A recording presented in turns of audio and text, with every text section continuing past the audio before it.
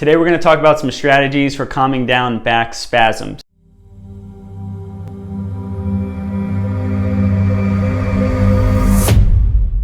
So it's important to understand that there's a lot of different causes of back spasms, but the biggest one is typically some kind of disc injury.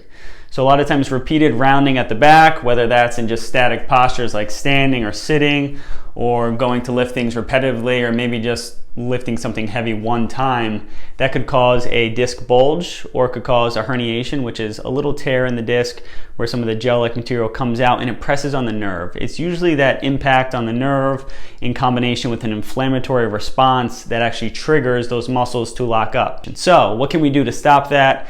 There's four main things that I normally recommend. The first one is actually just lying on your stomach. A lot of times people are being told to lie on their back and pull their knees to their chest or elevate their legs. I would avoid that. When you're doing that, you're actually putting the spine back in a rounded flex position, which is what triggered the injury. It might feel good for a little bit because of the stretch response, but in the long run, it's not going to help you out.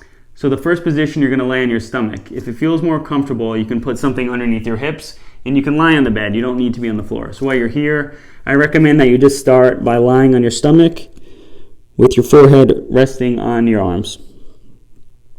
I want you to feel like your back muscles in your hips just relax and everything sinks into the bed, and you can hang out here for 2 to 3 minutes. From there, the next thing that tends to help is going into a cat-cow exercise.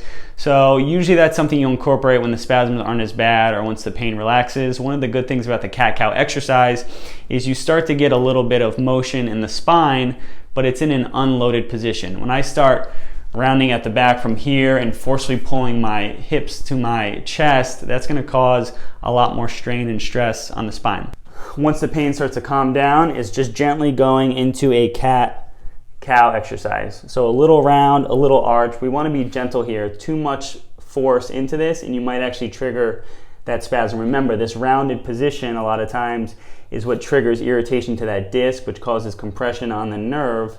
When you're in this position, it's not going to be as intense because we're not in a loaded spine position like when we're sitting or when we're standing. So here, just nice and gentle, like 8 to 10 reps as needed. The other thing you can do is you can use heat. I wouldn't recommend cold necessarily because the cold might actually cause the back muscles to lock up more. So a little heat can relax the muscles, but don't do it too frequently, right? It's probably an inflammatory response with the disc injury that triggered it, so we don't want to draw too much fluid to that area. And the last thing is a lumbar roll. So a little bit of a roll or a towel behind the back when you're sitting can help maintain a more neutral back position, or at least remind you to keep a good back position.